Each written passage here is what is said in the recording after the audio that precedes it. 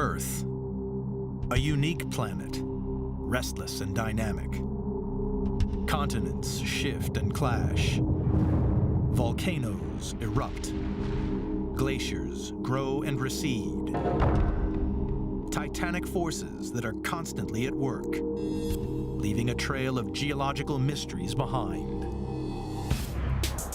None greater than the Sahara Desert, the hottest place on the planet, a deadly wasteland that time forgot.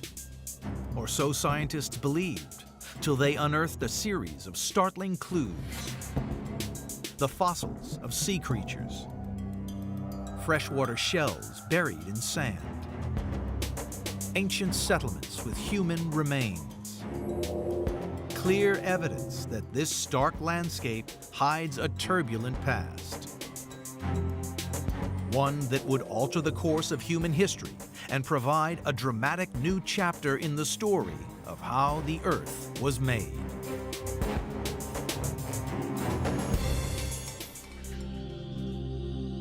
Africa's vast Sahara Desert is as big as the United States. The sand alone from this giant expanse could bury the entire world 8 inches deep. It's the largest desert and the hottest place on Earth.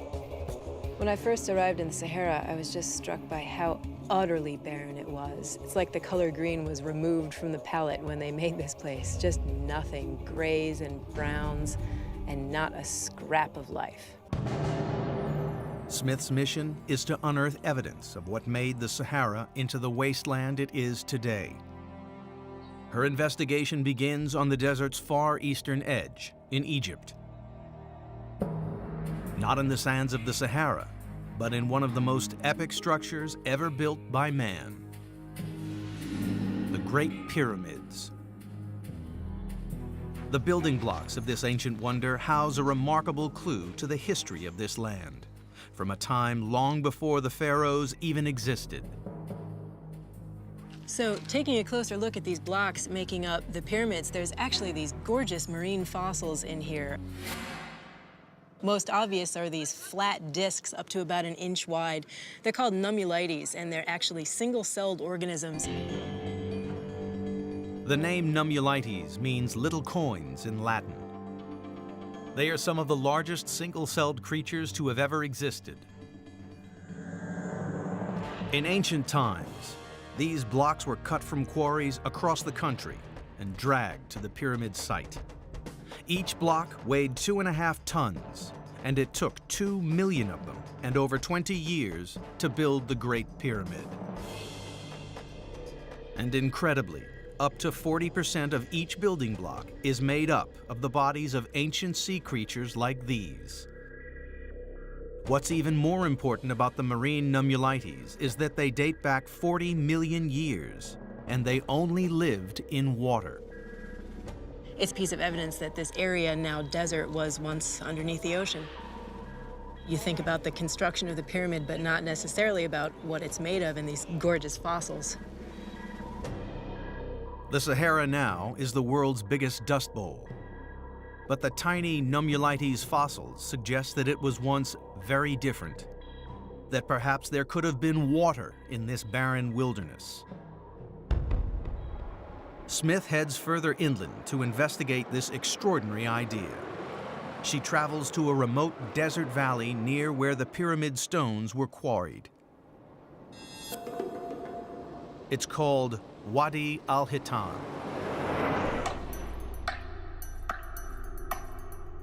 Spread out in the sand lie hundreds of fossils, first excavated in 1983. But these are nothing like the tiny nummulites. That's a whale. So here's the backbone, the vertebrae. Here's some ribs, shoulder, part of the front fin, and there are the jaws. This guy definitely did not live in a desert. This incredible fossil is a Dorodon, an ancestor of modern whales, one that died out 36 million years ago. So based on the size of these vertebrae and how much of the animal was here, it was probably about 21 feet long. This guy tells us that we were underwater. We were in the middle of an ocean. Wadi al-Hitan is Arabic for Valley of the Whales. This 12-mile dip in the landscape has the highest concentration of fossils in the world. Some were found in the desert floor, others in the cliff walls. The count so far is 400. Almost all are marine animals. Further evidence that the Sahara was once covered by sea. So here we've got the fossil of a baby whale. You can see the lower jaw down here with some teeth, and the shoulder, the backbone, some ribs, and all curled around. Actually, the tail comes right back to near the head. As if finding whales in the desert wasn't intriguing enough, there's yet another mystery to be solved. A lot of the fossils are of very young Dorodons, like this one. A delicate mesh of stone helps explain why so many baby whales died in this place. Wow, so finding that whale fossil told us we were in the ocean. These rocks actually tell us a lot more about what type of ocean we were dealing with. These are all fossilized mangrove roots. These roots would have been below water. The mangrove trees would have risen above it. Since trees don't grow out of the deep ocean, we know that this area was actually under shallow ocean at the time these rocks were deposited. Something probably that looked like the Florida Everglades, where there are mangroves growing now. Smith has discovered the shoreline of the ancient sea. The shallowness of the water could explain why there were so many young animals here. So one idea, there's a bunch of these baby whale fossils found in this area, and this would have been a shallow protected bay that maybe the whales came just to birth their young. It is absolutely incredible to see a fossilized whale in a place that right now gets less than 1 millimeter of rainfall a year. It's as much convincing evidence for geologic change as I can imagine.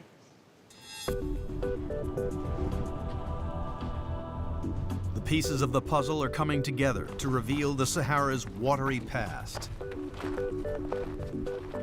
So 40 million years ago, this desert would have been covered in the middle of this valley by a shallow bay, probably a brilliant tropical blue-green color. The shoreline would have been off along the horizon, some mangrove trees in the shallowest parts of it. Inland would have been a vibrant combination of rainforest and swampland. The whales would have been drawn to this ancient shore because of the plentiful supply of food. But their ocean is about to vanish. Marine fossils found in Europe and Africa are evidence that this ocean stretched almost halfway around the world and connected Asia to the Atlantic.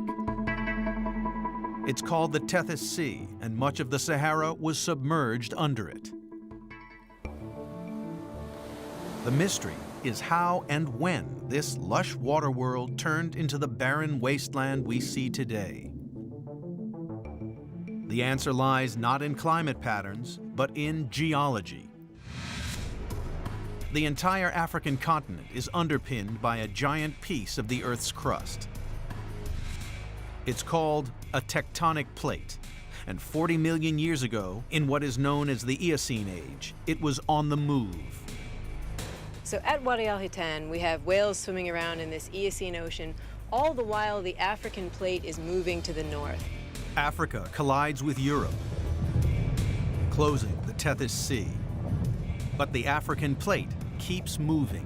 So we uplifted the northern part of Africa, and so the Tethys Sea recedes.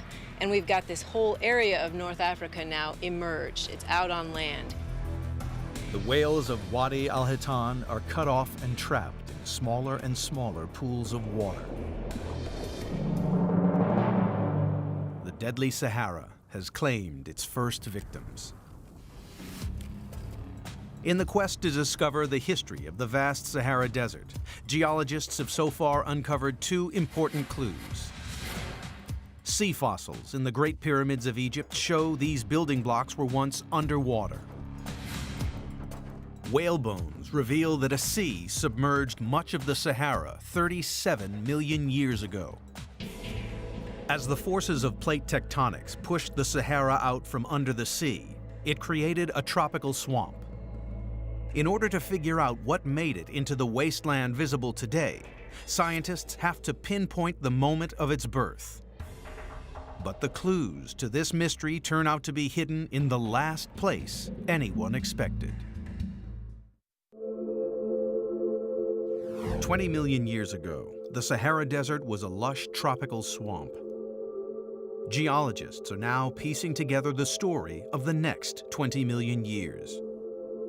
Today, the Sahara lies in what is known as the Desert Belt, a region of dry air north of the equator.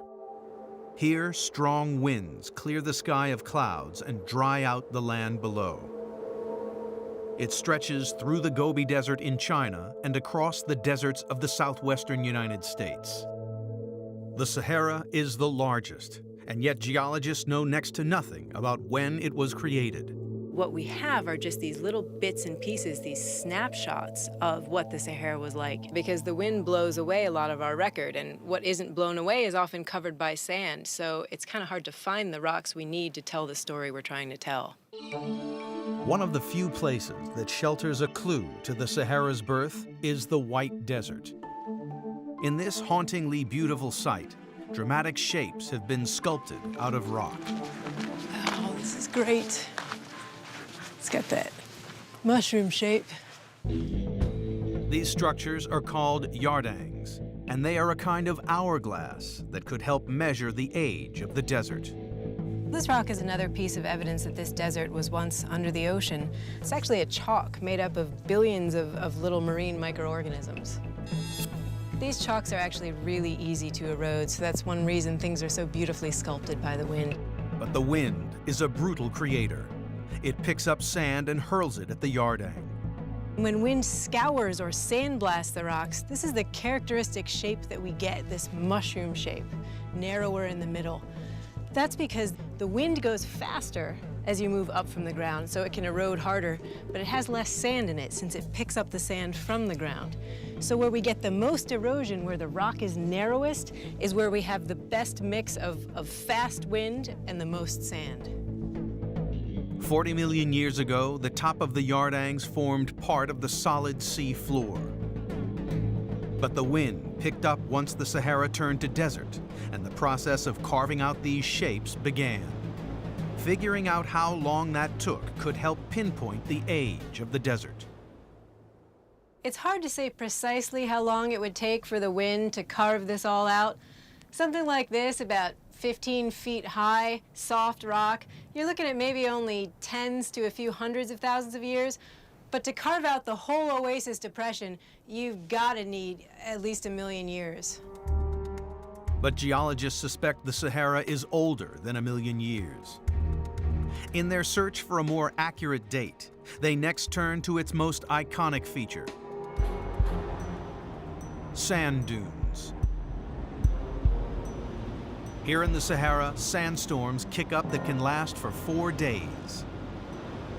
The sand is hurled across the terrain. Over hundreds of thousands of years, it accumulates into dunes that can tower 50 stories high. Perhaps these mountains of sand hold the secret of the desert's great age.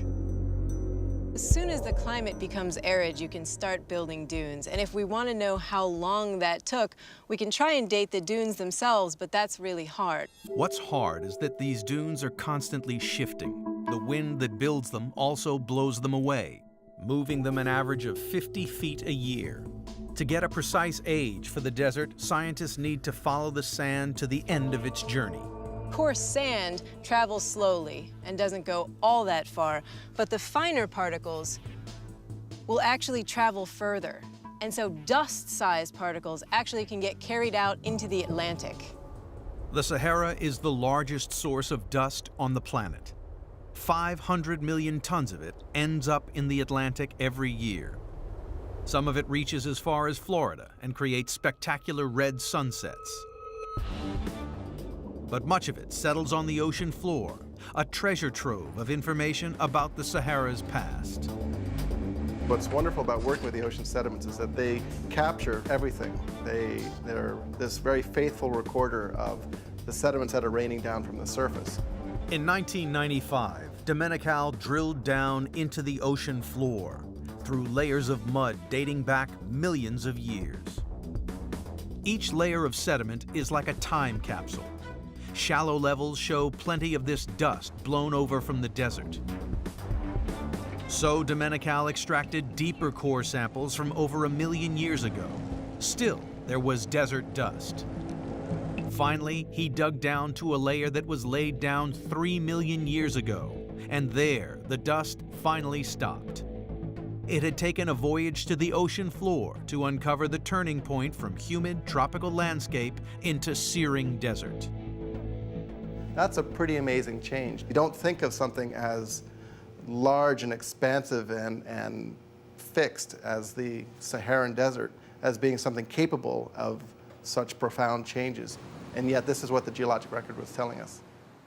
Domenical had finally solved the riddle of the sands. The Sahara has been a desert wasteland for 3 million years. In the search to discover the age of the Sahara, geologists have unearthed 2 startling clues. Yardangs show that wind-blown sand has been blasting across the desert for at least 1 million years. Deep-sea cores give a more exact date. The Sahara first turned from swamp to sand 3 million years ago. From that moment on, the Sahara became the searing wasteland we see today. It seemed that geology alone could explain the creation of the world's largest desert. Then, a new radar fitted to the space shuttle revealed a striking clue that the desert once harbored a slash of green across its burning sands. Booster ignition and liftoff. In 1981, the space shuttle made a surprising discovery. Using a new type of radar, NASA took a 30-mile wide scan of the Sahara Desert. The radar pierced the sand to a depth of 16 feet and revealed what looked like a hidden network of ancient waterways crisscrossing the desert.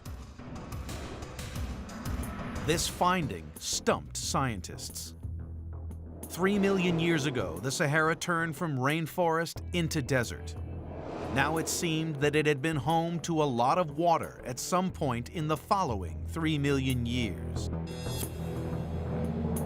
Researchers followed the NASA images north into Tunisia, to the edge of a deep depression in the Sahara, the site of their first clue. This is what we're looking for. Got some quite intact shells here. This deposit is largely composed of intact shells. And these are not shells from the ocean.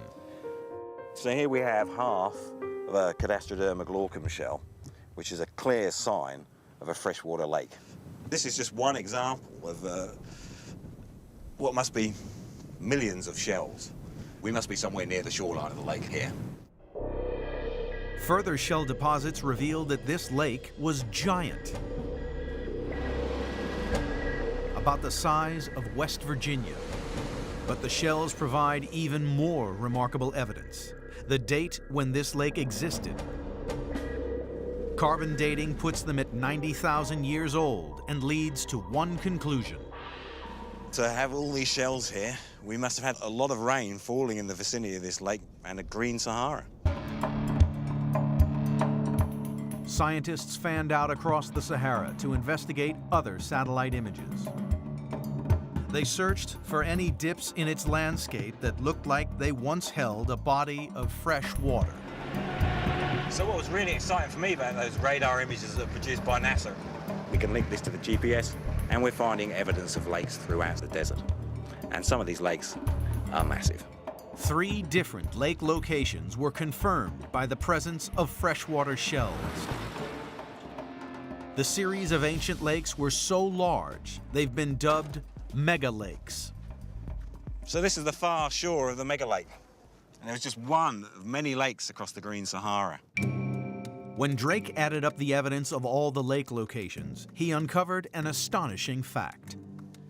Okay, so if this is North Africa here, and this is the edge of the Sahara Desert, So we're here in Tunisia with a mega lake here. And we know there's another mega lake here in southern Libya.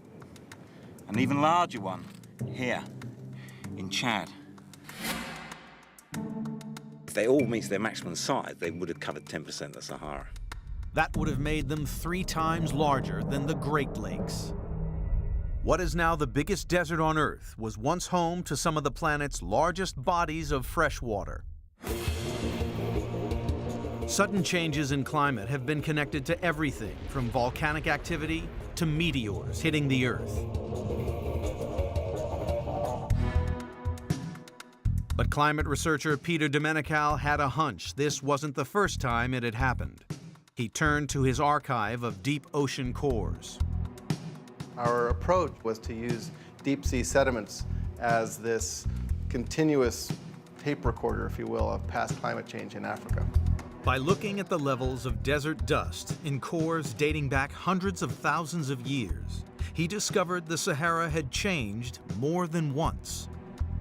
When we first collected these measurements, I really kind of almost fell back in my chair because what we saw was there are many switches like this in the climate system.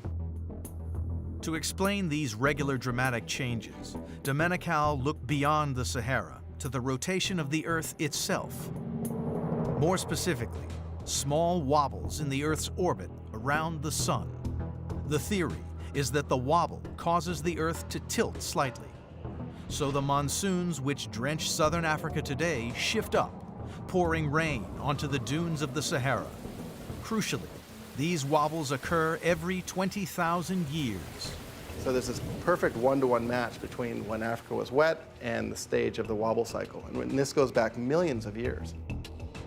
Each time the rain belt moves up, the landscape is transformed, and the desert turns green.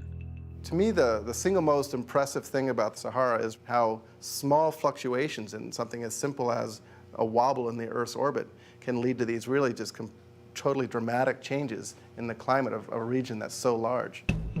Scientists now had evidence of how and why the Sahara turned green. They knew that giant lakes covered much of the desert, but they had no proof they were connected. Were these vast, isolated rain pools or part of an interconnected river system, as suggested by NASA's radar images? Nick Drake gets word that in 2009, archaeologists have made an important discovery that supports the river theory. Stone tools found not far from the site of the megalake in Tunisia. The first step is to identify the shoreline of the ancient lake. Ah, no, looks good. So, we've got some freshwater mollusks. These tiny shells are a good sign of the lake. Now he searches for what may have been drinking the water when the megalake existed. We have what looks like a part of a jawbone of a small herbivore. You can see 3 teeth running along there. Some sort of gazelle. So animals must have existed here in the desert when it was green. Okay, so we've got a stone tool here. It's become blunted, and they've retouched it with a lot of very fine flakes off the edge. The fact that we've got stone tools and we've got dead animals suggests hunting. And this was the animal that had been hunted. And then we've got water, so people sitting around a water hole waiting for animals to come to drink and then killing them, eating them, leaving them behind. It's an important find. A Stone Age tool shows people lived on the shore of this ancient lake. And 90,000 years ago was a turning point, not just in the story of the Sahara, but in the history of humanity itself. We are all descended from one group of people in East Africa, the birthplace of humankind. Sometime between 80 and 120,000 years ago, modern humans started the long journey out of Africa. No one knows for certain what route they took. The prevailing view is that the Sahara was impassable, So humans left East Africa and traveled to the coast, then crossed a land bridge into the Arabian Peninsula. But Drake suspects that if the megalakes were fed by a river system, it would have created a green corridor across the burning sands. So our ancestors could have followed these river systems, gone round the lakes, followed the next river system, round the next lake, and the next river system and the last lake, and then they've been in North Africa, and it'll be simple for them to just move out. The lake is a good story. The rivers plus the lake is a very concrete story. To find proof of his theory, Drake heads to one of the few areas in the desert where water still flows, an oasis. He finds a small spring that shelters a valuable clue. Caught some. Great. Cichlid fish. Nearly all cichlid fish are found south of the Sahara Desert. This particular type of cichlid is the only example north of the Sahara Desert. This cichlid bears a strong resemblance to its closest relative that lives in Lake Tanganyika. But this lake is almost 3,000 miles away on the other side of the Sahara. So the big question is, how did it get here? And the most obvious answer is that it swam across the green Sahara. Modern humans, who could live in lots of different types of environments, would have presumably found it very easy. A darn sight easier than this fish.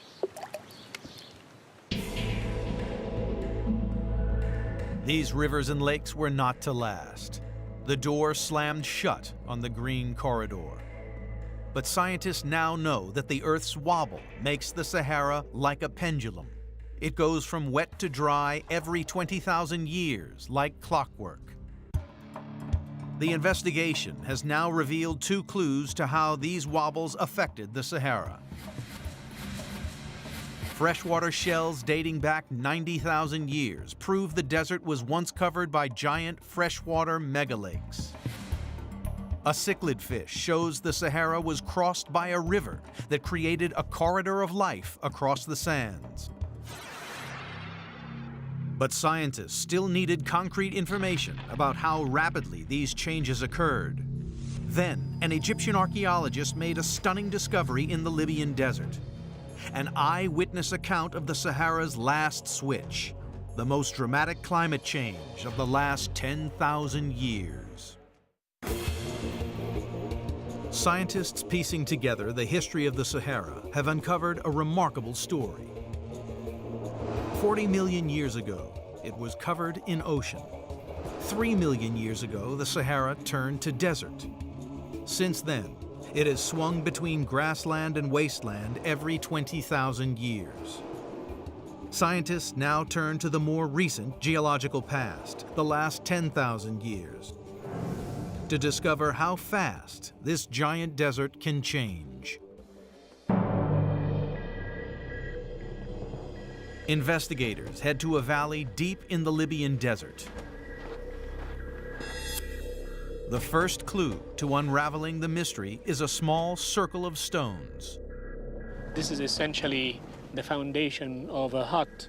It is unimaginable to see an actual house structure right there next to what is now nothing. Hassan's discovery is striking evidence of human habitation. The house structure consists of this circular foundation with upright standing blocks which are taken from the local bedrock. It would have made a semi-circular structure with probably skins and branches, and people would have used that as a shelter. Hassan believes these huts could have housed a small community of around 50 people. Now he needs to know exactly when they lived here. Ostrich eggshell beads. These little ostrich egg beads are clearly human handiwork. They use the eggshells to make ornamental beads cut into a circle so that a string can pass through. So they string these into bracelets or necklaces. The eggshells the beads were made from are also here and provide the next clue. The eggshells suggests, of course, that they were ostriches, and that's quite remarkable for this environment to have animals like that. This was no nomadic tribe, but a settled farming community rearing animals for food. Hassan carbon dated the ostrich eggshell beads. The result? Just 7,000 years ago, the deadliest desert on Earth was home to both human and animal life. It's dramatic evidence of the last burst of green in the desert. A dip in the desert floor provides a clear sign that rain from the monsoon fell here. What we have here is the evidence of a deep lake with mud deposited. This mud indicates a body of water that could have supported a settlement of people. When the lake is deep, as we can see from these layers here, then there would be a lot of vegetation, a lot of animals, and people would have a very good time.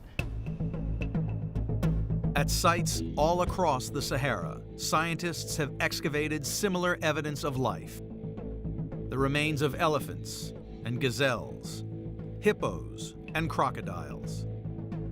Remarkable cave paintings even show people swimming.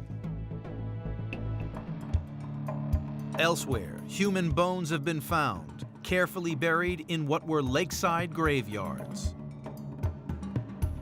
Analysis of these bones reveals they date from between 10,000 and 6,000 years ago. The question now for scientists was how quickly the Sahara changed from bountiful back to bone dry.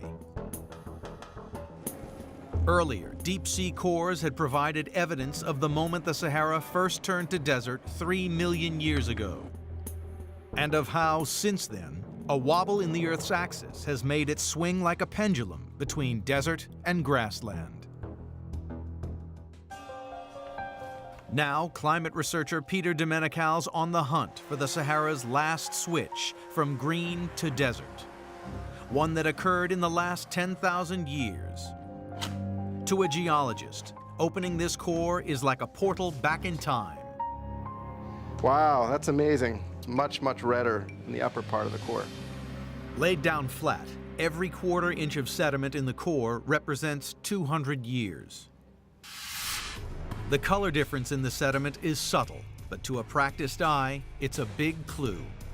When we split this core, what is surprising about it is that we see this really impressive color change, and it goes from this sort of darker green, brown color in this section of the core, which comes from the clay minerals that make up the deep sea sediments. This bright red sediment actually comes from the wind-blown dust that's coming off the Saharan desert. As you move along this core, you can see this color maintains itself further up and up in the core. So right now we're about 7,000 or 8,000 years ago. Boom, here is the drying of the Sahara. You can put your finger on it in this core right here at 5,500 years ago. Crucially, the proximity of these two layers reveals how quickly the switch happened.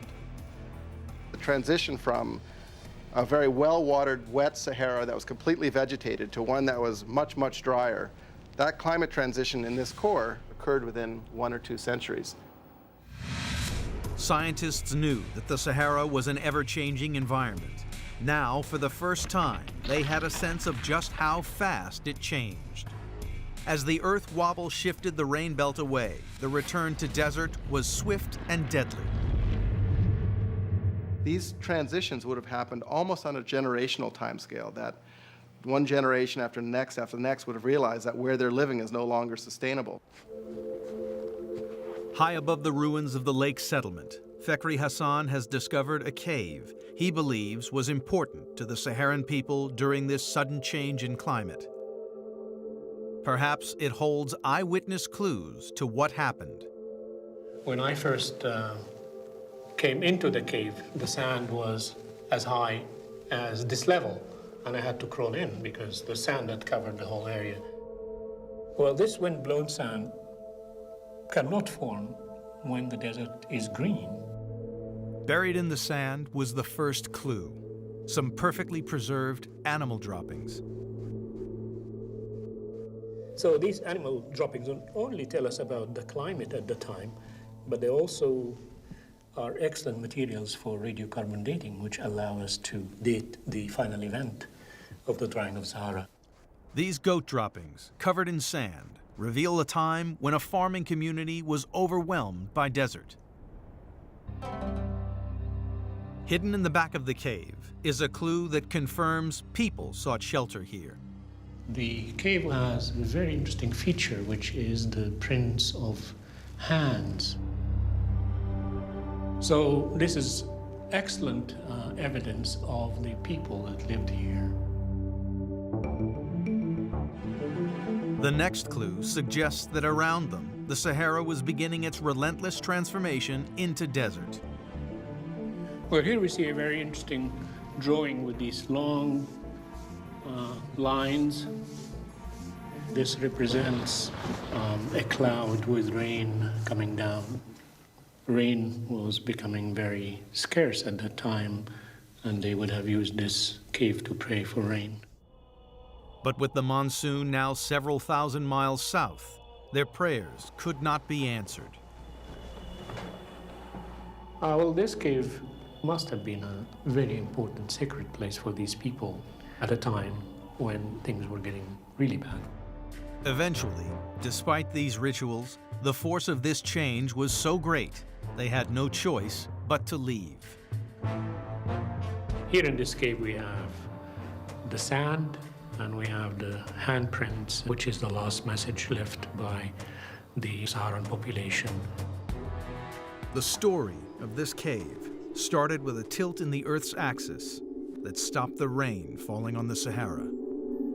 What must have seemed like a never-ending drought would, in just 200 years, turn a gentle, fertile region the size of the United States into a brutal, searing wilderness, the wasteland we see today. This would be the biggest environmental upheaval of the last 10,000 years. Those that could must have migrated east to their closest source of water, the valley of the Nile, a beacon of green in the vast desert. This exodus had a surprising outcome. The death of one culture 5,500 years ago would lead to the birth of one of the most advanced civilizations on the planet. It was the drying of the desert that led to this great civilization. People came from different places in the desert, established their villages, and within a very short time, they began to have the basic ingredients for the rise of Egyptian civilization. So climate change, in this particular case, stimulated one of the most spectacular events in world history. The investigation into how quickly the Sahara returns to desert has uncovered two striking clues. Ostrich eggshell beads show people and animals inhabited a green Sahara just 7,000 years ago. Ocean sediments show that the Sahara returned to desert at breakneck pace in just 200 years. The next wobble in the Earth's axis is set for 15,000 years from now. Only then will the Sahara turn lush and green again. But now, modern technology is finding ways to speed up that process. The investigation into the Sahara Desert's eventful past now moves to the last 100 years. In 1956, French prospectors discovered vast reserves of oil in the Sahara. This triggered an oil rush that led to drilling across the desert. Then, they struck something unexpected under the sand: huge quantities of fresh water. It seemed the Sahara had another secret to reveal. So this is a classic pumped well drilled for irrigating the fields, and the water is actually pretty hot, which means it's coming up from a considerable depth. The deeper the well, the hotter the water. Water from wells in the Sahara can reach up to 150 degrees Fahrenheit. Such a high temperature means the pump is drawing water from far enough underground to be warmed by the Earth's internal heat. So pumps like these can bring up water from 3/4 of a mile underground or deeper, even deeper. With no rain for years at a time, this water must be coming from somewhere. Smith spots another clue. Actually, when I look at the surroundings of the well, I can see some orangish-red iron staining. This is hematite, a mineral that is typically found in water that's been underground for a long time. Combined with the temperature, this points to some kind of deep reservoir. Scientists say that, astonishingly, great quantities of water lie under much of the Sahara. The key is in the sandstone. Sandstone is made from layers of sand compacted into rock over millions of years. So what's really incredible about sandstone like this is just how good it is at holding water. And that's because there's a lot of pore spaces between the sand grains that are actually really big. If I pour some water on this rock, just like would have happened when it rained over the Sahara, it soaks right in. Scientists now know that every 20,000 years, a wobble in the Earth's orbit shifts the monsoon north, so rain pours down onto the desert. Much of that rain that fell over the Sahara is now stored underground. It's called the Nubian Sandstone Aquifer, and like a giant subterranean sponge, it sits below Egypt, Libya, and Sudan. Though there's nothing but sand and rock on the surface, under the ground beneath my feet is as much water as there is in the Great Lakes. The presence of a reservoir, even one deep underground, is surprising, given the Sahara's searingly hot temperatures. In 1922, in neighboring Libya, the mercury touched 136 degrees, a record still not beaten. But ironically, the water is protected by the desert itself. Layers of clay encase the sandstone. The clay keeps out the harsh sun. It also acts as a sealant, trapping the water within the rocks and creating pressure. Fault lines in this clay are the source of the desert's famous oases.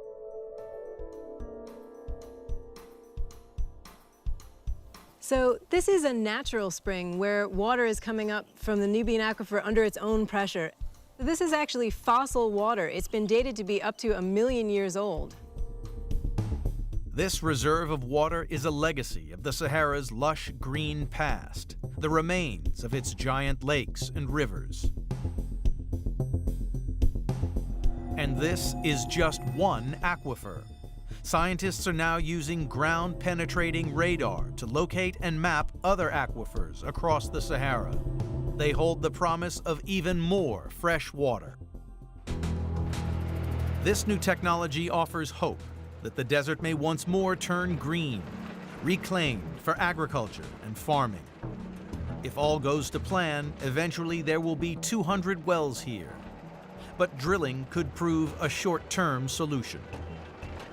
This is fossil groundwater. It's not being renewed. So eventually, you're going to run out.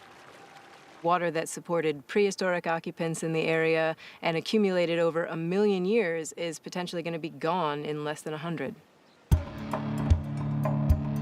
Once the underground water dries up, the desert will have to wait another 15,000 years before once more the Earth's wobble turns it green again.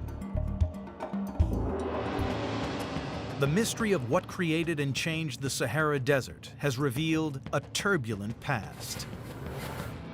Whale bones in the desert show that 40 million years ago, the Sahara was a seabed. Deep ocean cores containing windblown sand reveal the date it dried up, 3 million years ago. Freshwater shells show that 90,000 years ago, a wobble in the Earth's axis created giant lakes and rivers and turned the Sahara green every 20,000 years. Ostrich eggshell beads indicate that just 7,000 years ago, the Sahara enjoyed its final burst of life before returning to desert. The secrets of the Sahara have finally been revealed. This desert is not a static wasteland. It's dynamic and full of life, capable of blossoming into lush green terrain. This vast, majestic land continues to shift, change, and evolve, much like the Earth itself.